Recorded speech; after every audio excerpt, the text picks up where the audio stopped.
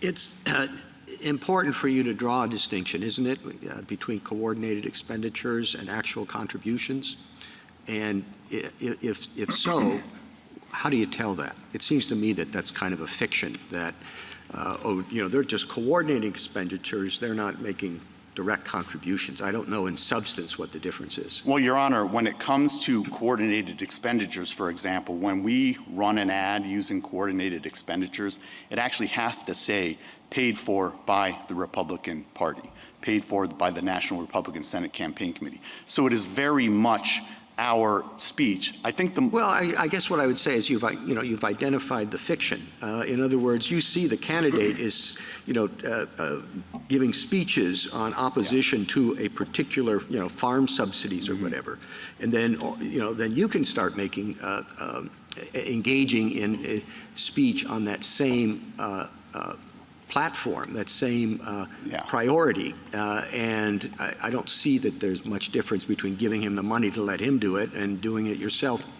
in the practical, if not legal, coordination. And that's my second point, which is it doesn't really matter. I can assume, for the sake of argument, that in theory, a coordinated expenditure can be roughly the equivalent to a contribution. The difference here is the theory of corruption.